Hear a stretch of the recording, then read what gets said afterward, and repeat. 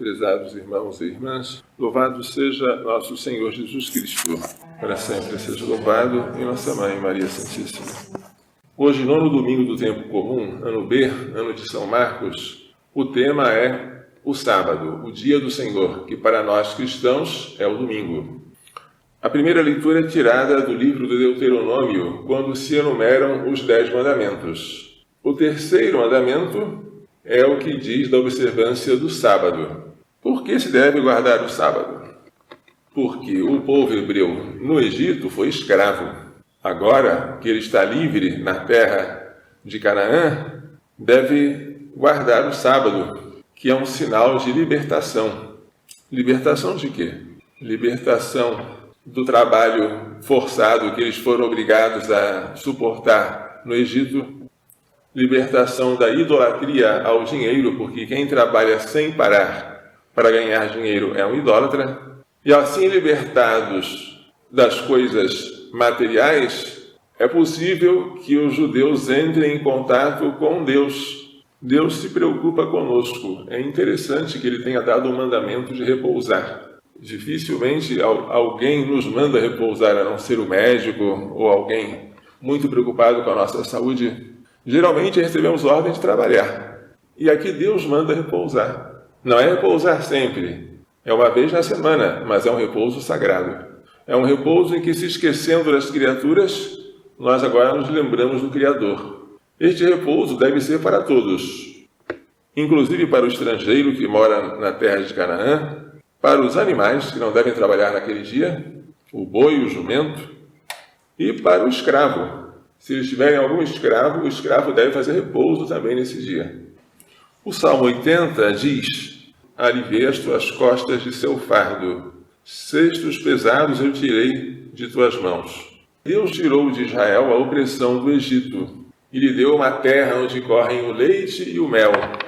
E nessa terra eles devem trabalhar, mas não devem se esquecer de repousar. A segunda leitura, tirada da segunda carta de São Paulo aos Coríntios, fala sobre a luz que brilhou em nossos corações. Deus disse: faça-se a luz, e a luz existiu. Esse mesmo Deus fez brilhar a sua luz em nosso coração, quando nós fomos batizados. O batismo é chamado antigamente de iluminação.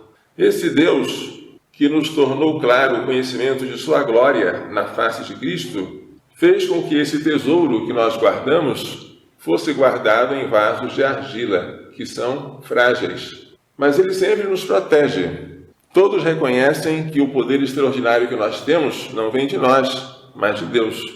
São Paulo, como apóstolo, se vê afligido, em apuros, perseguido, mas ele não é desesperado, não é desamparado e não é aniquilado. Ele sofre os sofrimentos de Cristo para que a vida de Cristo seja manifestada em seu corpo mortal. Nós, os vivos, diz São Paulo, somos continuamente entregues à morte por causa de Jesus. As perseguições por causa de Jesus, São Paulo compara à morte. Uma morte que depois vai culminar com o martírio cruento, porque São Paulo vai morrer decapitado, para que também a vida de Jesus seja manifestada em nossa natureza mortal. Assim, prossegue o apóstolo, a morte opera em nós e a vida opera em vós. Em outras palavras, nós, apóstolos, morremos para que vós tenhais a vida. O bom pastor dá a vida pelas suas ovelhas. O sentido da vida é doá-la. Assim como o sentido da vela é consumir-se, e a vela não teria nenhuma utilidade se ela não pudesse ser acesa, queimar e depois reduzir-se a nada, a nossa vida só tem sentido se ela for doada. Quem quiser conservar a sua vida vai perdê-la. Mas quem perder a sua vida por causa de mim, vai conservá-la para a vida eterna. O Evangelho traz hoje 2 controvérsias de Jesus com os fariseus. Uma sobre apanhar espigas em dia de sábado e outra sobre curar em dia de sábado. Os discípulos arrancavam espigas. Não era proibido arrancar espigas em um campo alheio. O que não se podia fazer era usar um instrumento, como uma foice, por exemplo, Mas você podia, ao atravessar um campo de trigo de uma pessoa qualquer, pegar com a mão as espigas e comer. Isso era permitido por lei. Se os fariseus estão censurando os discípulos de Jesus, não é porque eles estejam colhendo espigas, mas porque eles estejam colhendo espigas no dia de sábado. E para os fariseus, pegar a espiga com a mão, debulhar e colocar na boca era um trabalho que deveria ser evitado até no sábado. É uma mentalidade estreita, é uma mentalidade legalista, em que a lei vale pela própria lei e não para o homem para o qual a lei foi feita. Mas Jesus dá um exemplo. Quando Davi e seus companheiros estavam passando fome, perguntaram ao sumo sacerdote se tinha algo para comer. O sumo sacerdote disse: não temos nada, a não ser os pães da proposição, os pães consagrados que ficavam na frente do altar. Só os sacerdotes podiam comer daqueles pães, mas eram estados de necessidade.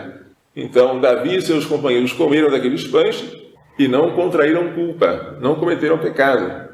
Porque às vezes a necessidade nos obriga a fazer exceções na lei. O sábado foi feito para o homem e não o homem para o sábado.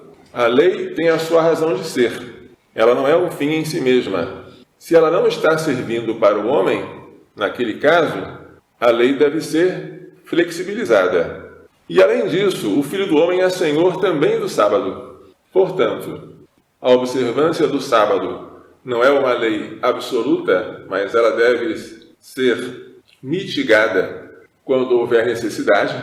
Em um trecho paralelo dessa mesma passagem, outro evangelista diz que Jesus cita o exemplo dos sacerdotes, que trabalham no dia de sábado para fazer as suas funções litúrgicas no templo, e eles não cometem pecado. Então, a lei da proibição de trabalho no sábado, ela deve ser relativizada, mitigada, quando houver algo como uma necessidade de comer. E, além disso, Jesus é Senhor do sábado, de modo que ele tem poder de mudar o dia de sábado para o domingo, como ele próprio fez. Jesus não está obrigado a conservar a observância do sábado judaico para sempre. Mas como ele vai ressuscitar no domingo, depois da sua ressurreição, os discípulos vão se reunir no dia de domingo, sempre para celebrar a Eucaristia. E o domingo será o dia do Senhor, não mais o sábado. No mesmo dia de sábado, Jesus entrou na sinagoga e viu um homem com a mão ressecada, a mão seca. Mas havia lá fariseus espiando, observando Jesus para ver se ele iria fazer uma cura num dia errado, que era o dia de sábado. Para eles, fazer cura era um trabalho que poderia ser evitado no sábado. Mentalidade estreita. Jesus manda que o homem fique no meio e pergunta a todos: é permitido no sábado fazer o bem ou fazer o mal? Nada respondem. Então Jesus disse ao homem: estende a mão. Ele a estendeu e a mão ficou curada. E com esse milagre, os fariseus e os partidários de Herodes já tramaram um modo de matar Jesus. O milagre não serviu para que eles se convertessem e percebessem: esse homem que faz milagres, ele só pode vir de Deus. Vamos seguir a sua doutrina. Não. O milagre fez com que eles aumentassem o ódio. Agora o ódio é mortal. O que é isso? É o endurecimento do coração. É a recusa de enxergar a verdade. É um pecado contra o Espírito Santo. Nós que guardamos o domingo, deveríamos levar mais a sério o dia do Senhor. O domingo é um dia em que nós devemos ir à missa, claro, mas isso é o mínimo dos mínimos. Domingo é dia também de praticar obras de misericórdia, dia de descansar o corpo para poder dar um tempo para Deus. É um dia de nós não nos cansarmos com trabalhos que vão nos deixar esgotados na segunda-feira. É dia de nós nos abstermos de ganhar dinheiro trabalhando. Por isso, no domingo, devemos evitar fazer compras, porque estamos prestigiando o trabalho de alguém no domingo. Sempre que possível, devemos nos abster de comprar, ou de vender, ou de negociar no dia do Senhor. Esse dia serve para descanso, portanto é lícito fazer uma viagem, um passeio, mas tudo deve se voltar para Deus. Não é uma viagem pagã, é uma viagem que há lugar para oração, para a meditação, para a caridade fraterna e, sobretudo, para a Santa Missa, que nunca podemos faltar por causa de um passeio. Se antigamente a observância do sábado era rigorosíssima, os fariseus obrigavam os judeus a contar os passos que podiam dar nos dias de sábado. Hoje, para nós cristãos, a observância do domingo parece que ficou reduzida a ir à missa, e já se pensa que fez muito, porque há quem queira dispensar-se de ir à missa no domingo, se puder ir no sábado à tarde. É verdade que a obrigação, a lei, é essa. Vale para domingo a missa que se assiste sábado à tarde. Mas o cristão que só se rege pela lei ainda não deixou de ser escravo. O filho faz muito mais do que aquilo que a lei manda. O filho pergunta para si, não aquilo que a igreja manda ou proíbe no dia de domingo. O filho pergunta para si, o que eu posso fazer para agradar a Deus ao máximo nesse dia? Certamente, se eu posso ir à missa no domingo, eu vou, porque eu creio que agrada mais a Deus ir à missa no domingo do que ir apenas no sábado à tarde, sem nenhum motivo, só por comodismo. Como é importante fazer uma pausa, como é importante olhar para Deus e dizer, fala, Senhor, que teu servo te escuta. Os padres são obrigados, uma vez por ano, a fazerem um retiro, o retiro do clero. Eles têm que parar. Eles não podem ficar imersos naquela roda viva das atividades pastorais. Tem que fazer uma pausa. Todo dia o nosso organismo nos obriga a fazer uma pausa à noite para dormir. E toda semana temos que fazer uma pausa, não só para o repouso do corpo, mas para a perfeita glorificação de Deus. Ensinar as pessoas a santificarem o domingo é uma excelente obra de misericórdia. Renunciar a alguma coisa no domingo, mesmo que não seja proibida, mas que eu vejo que não é o que mais vai dar glória a Deus naquele dia, é algo que agrada muito ao Senhor. Vamos pedir a Maria Santíssima, ao seu castíssimo esposo São José, que nos façam compreender o sentido do dia do Senhor, para que neste dia o Senhor seja glorificado ao máximo pelas nossas obras, pelo nosso repouso e pela nossa oração. Louvado seja nosso Senhor Jesus Cristo. Para sempre seja louvado, e nossa Mãe Maria Santíssima.